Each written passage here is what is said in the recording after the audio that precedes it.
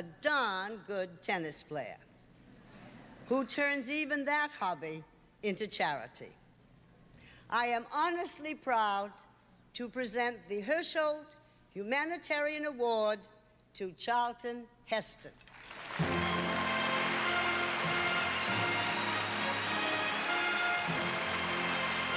Charlton Heston, the face of Ben-Hur and the Ten Commandments, defined heroism for generations.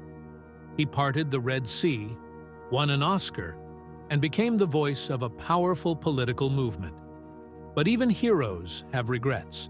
In his later years, Heston confessed to a choice he wished he could take back, one that still casts a shadow over his legacy today. 16 years later, his family has shared how deeply this moment affected him. Charlton Heston was born on October 4th, 1923, in a tiny, unremarkable place called No Man's Land in Illinois. It's now part of Wilmette, a wealthy suburb of Chicago. But back then, it was just a quiet area with no special significance. His family was like many others. His father ran a sawmill, and his mother took care of the home. When Charlton was just 2, his family moved to the deep woods of St. Helens, Michigan. Life there was quiet and isolated, far from the big cities. He went to a tiny one-room schoolhouse with only 13 students, and 3 of them were his cousins. In fact, he was the only student in his grade, which meant he had to learn on his own most of the time. This solitude gave him a sense of independence. But everything changed in 1933 when his parents divorced. Charlton, only 10 years old, moved back to Illinois with his mother and siblings. His mother later married a man named Chester Heston, and Charlton took his stepfather's last name, a name that would one day become famous. Back in Illinois, Charlton found something that would change his life: acting. At New Trier High School, he discovered the stage and fell in love with it. Despite being shy, acting brought him out of his shell. One of his first roles was in a small film adaptation of Peer Gynt, directed by his classmate David Bradley. This wasn't a big production, but it was enough to light a fire inside him. His talent got him a drama scholarship to Northwestern University in 1941. It was there that he met Lydia Clark in an acting class. They clicked instantly and began a relationship that would last a lifetime. But their happiness was interrupted by World War II. In 1943, Charlton left college to join the United States Army Air Forces.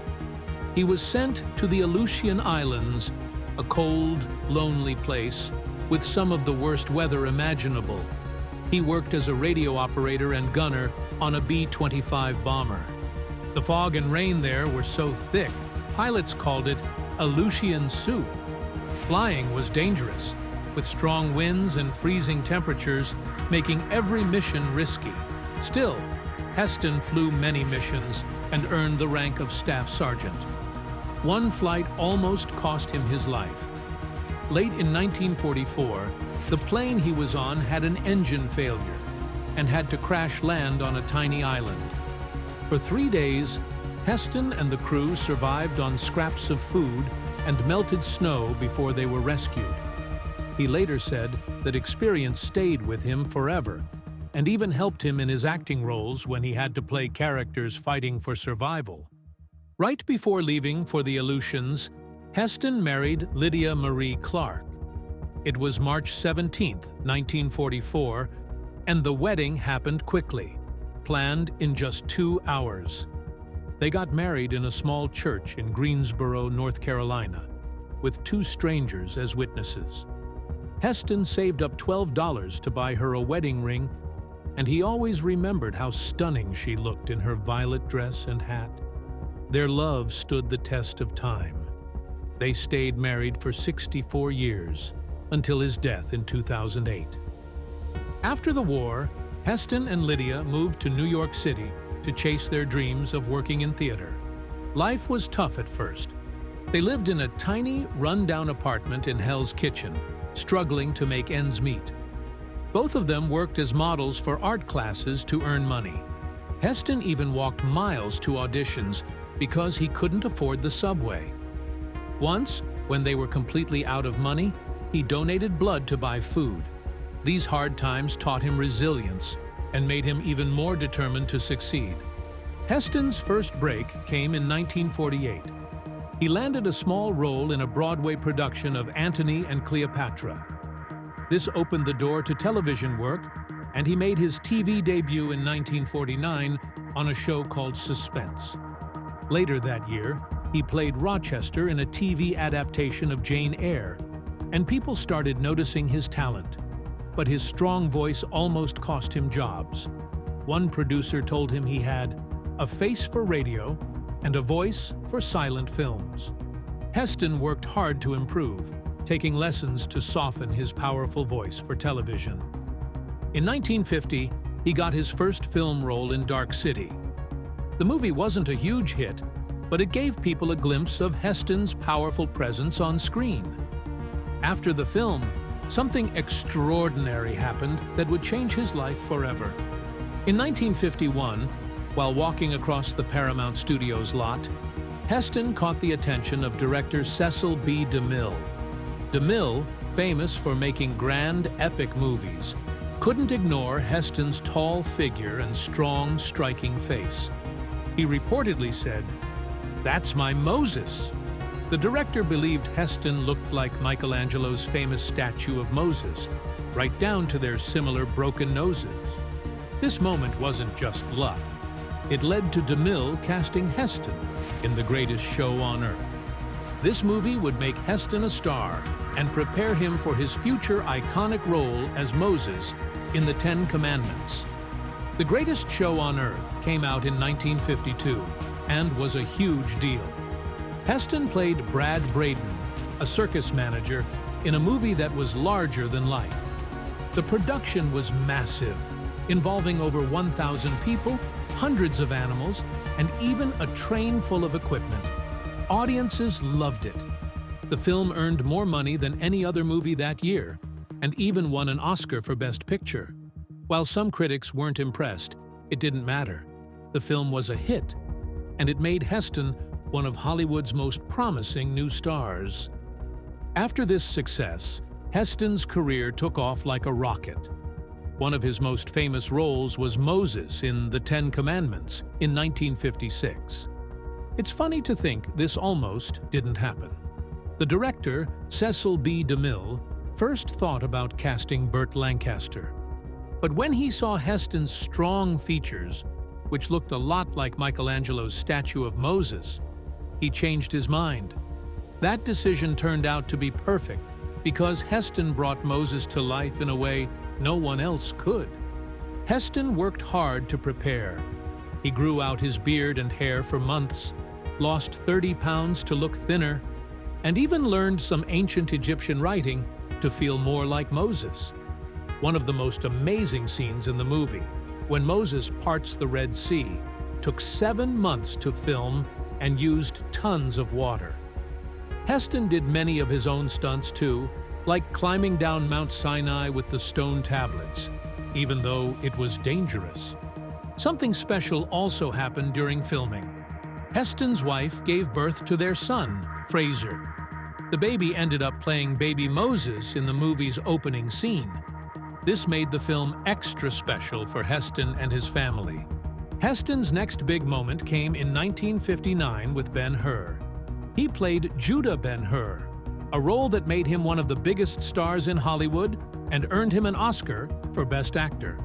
But, just like The Ten Commandments, this role wasn't meant for him at first.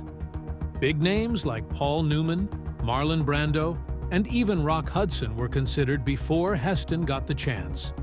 The film was a massive project, costing $15.2 million, which was a record back then. Ben-Hur became a huge success, winning 11 Oscars, including Best Picture. It held the record for most awards won until Titanic tied it in 1997. But life wasn't always easy for Heston. After Ben-Hur, he got very sick with hepatitis, which he likely caught while filming in Spain. This forced him to stop working for a while. As much as people loved him for his epic roles, Heston sometimes felt trapped by them. He once admitted that many of his big commercial films didn't make him proud. He felt like he didn't quite fit in the modern world, both as a person and as an actor. From 1965 to 1971, he served as president of the Screen Actors Guild, a job that came with a lot of pressure. One big problem he faced was something called runaway production. This happened when American film companies started making movies in other countries to save money. Heston wanted to stop this. In 1968, he flew to Washington, D.C. to talk to film company executives and senators about how to bring movie making back to Hollywood. He helped push through a new law that removed a tax on movie industry assets, which he said was hurting the industry. This was seen as a big win. Heston also supported the idea of pay TV, which was like a subscription service. He thought it could help create more movies in the U.S. and improve the quality of what people watched. Not everyone agreed with him, but he believed in it. When he finished his time as SAG president in 1971, he gave the Guild a new gavel. On it, he had written words of advice about using moderation, wisdom, and justice, showing how seriously he took the job. By the 1980s, Heston's career began to change. Hollywood was moving in a new direction, and the grand, heroic roles he was famous for were no longer popular. Younger actors and action-packed blockbusters were taking over. Heston started taking on smaller roles, including playing a villain for the first time in The Three Musketeers and its sequel. This was a big shift for him after spending so much of his career as the star of epic films. He also appeared in movies like The Mountain Men, 1980, and Mother Lode, 1982, which he directed. These movies kept him working but didn't have the success of his earlier hits. The kind of big-budget historical films he used to shine in weren't being made anymore, and this was a hard adjustment. Heston didn't stop, though. He turned to television, joining popular shows like Dynasty and The Colbys. This was a big change for someone who had once been a top movie star, but it showed his willingness to adapt. He also used his deep, commanding voice for voice acting, playing roles like the Mastiff in Cats and Dogs, 2001. He even hosted Saturday Night Live in 1993, showing his lighter, humorous side, something people didn't often see. Apart from his acting career, he faced criticism for his activism. Charlton Heston was deeply involved in the civil rights movement during the 1950s and 1960s, which might surprise some given his later conservative image. He openly spoke against racism at a time when it was risky to do so, especially for someone in Hollywood. One of his boldest actions came in 1961, when he joined young activists at a sit-in protest in Oklahoma City. They gathered at a segregated restaurant near the Calvary Baptist Church, demanding equality. For Heston, this wasn't just about making a statement. It was about using his fame to bring attention to injustice. He famously said, "I'm not a Negro, but I can be a Negro for a day." Taking part in this protest could have cost him his career, but he didn't back down. Heston didn't just show up for public demonstrations. In 1963, he met with President John F. Kennedy, urging him to pass stronger civil rights laws. Later that same year, Heston joined the historic March on Washington. Over 250,000 people gathered in Washington, D.C. to demand justice and equality. The night before the march, the FBI warned celebrities, including Heston, that they wouldn't be protected if they attended. Still, he showed up, marching alongside stars like Harry Belafonte and Sidney Poitier. He stood near the Lincoln Memorial as Martin Luther King Jr. delivered his iconic "I Have a Dream" speech. Reflecting on that day, Heston later said it was one of the greatest moments in American history, comparing it to events like the signing of the Declaration of Independence. Despite his strong liberal views in those years, Heston's political beliefs changed over time. In the 1950s and early 1960s, he was a proud Democrat, supporting candidates like John F. Kennedy. But by the 1980s, Heston felt the Democratic Party had shifted too far left for his liking. In 1987, he officially became a Republican, saying, "I didn't change. The Democratic Party changed." This change wasn't just personal. It shaped his public image. In 1998, he became president of the National Rifle Association, NRA, leading the organization for 5 terms until 2003. This surprised many people because, in the 1960s, Heston had supported stricter gun laws. After the assassinations of Martin Luther King Jr. and Robert F. Kennedy, he even called for tougher handgun regulations. But by the 1990s, his views had changed, and he was now a strong supporter of gun rights. With 82% of the board's votes, Heston took over as the face of the NRA. Under his leadership, the NRA grew larger than ever before. Its membership jumped from 3.5 million to 4.3 million, and its budget expanded to $200 million. This gave the group the power to push its message louder than ever. Heston's fame as a Hollywood star brought new attention to the NRA, turning it into a major political force. One of his most famous moments came in May 2000, at an NRA convention in Charlotte, North Carolina. Standing in front of over 2,000 people, Heston held up a replica of a rifle and shouted, "From my cold, dead hands!" The crowd loved it, cheering and clapping for minutes. Those words quickly became a rallying cry for gun rights supporters.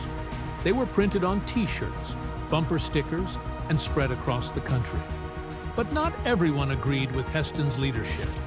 After the Columbine High School shooting in 1999, people criticized the NRA for holding its annual meeting in Denver, just days after the tragedy. Although the event was scaled back, many thought it was inappropriate. Protests broke out, and the decision sparked heated debates about the NRA's role in America's gun culture. The controversy didn't end there. In 2002, filmmaker Michael Moore released a documentary called Bowling for Columbine. In it, Moore interviewed Heston, asking tough questions about gun violence. Heston eventually walked away from the interview, and the scene left many viewers divided. Some felt Moore was unfair, while others believed the moment showed the NRA's unwillingness to confront hard questions. In 2002, Charlton Heston faced one of the most challenging moments of his life.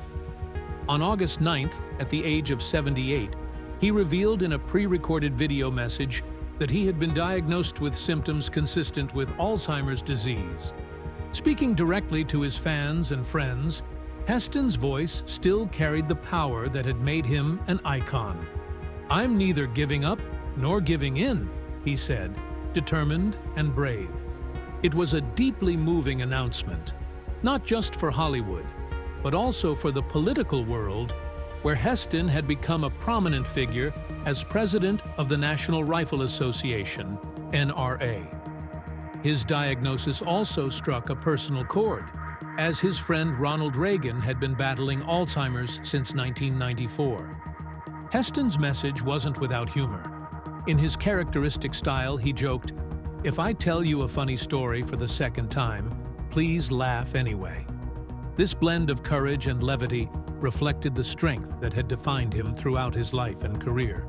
After his diagnosis, Heston began to step back from public life. On April 25, 2003, he made his final appearance as NRA president at their annual meeting in Orlando, Florida. The event was both triumphant and emotional. Visibly frail, Heston shuffled onto the stage before a crowd of 4,000 members. Though he could no longer deliver a full speech, he raised an 1866 Winchester rifle over his head and declared, "From my cold, dead hands." The audience erupted in applause. Heston, in a few short words, thanked them for their support over the years. It was a bittersweet farewell that marked the end of his active role in politics. As his condition worsened, Heston's appearances became rare. In 2003, he lent his voice to an animated version of Ben-Hur, revisiting the role that had won him an Oscar.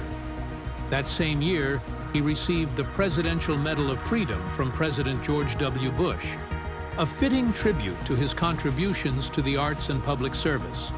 His final film appearance came in My Father in 2003, a poignant choice given his condition. By 2005, reports of his declining health began to surface, with family and friends noting how rapidly the disease was advancing. On April 5, 2008, Charlton Heston passed away at his Beverly Hills home at the age of 84. His death came nearly 6 years after his diagnosis. Though the family did not confirm the cause, it was widely understood to be complications from Alzheimer's. His passing marked the end of an era, as tributes poured in from across the political and entertainment worlds. As he grew older and battled Alzheimer's disease, there were signs that Heston regretted how divisive his stance on gun rights had become. While he never abandoned his beliefs, his family has shared that he felt saddened by how this one aspect of his life had come to define him for many. In his later years, he stepped back from public life, leaving his family to reflect on his legacy. Heston's children, Fraser and Holly, have worked hard to show a fuller picture of their father. They describe him as a loving, funny, and devoted man, far from the stern image many associate with his most famous roles. His 64-year marriage to Lydia Clark, which lasted until his death in 2008, was a cornerstone of his life. Fraser and Holly often speak about how their father's commitment to family and his earlier humanitarian work deserve more recognition than they sometimes receive. Charlton Heston's life was complex, filled with achievements, controversies, and deeply held beliefs. For his family, he was a loving father and husband. For the world, he was a legendary actor, a dedicated activist, and a man who stood firm for what he believed in, even when it wasn't easy.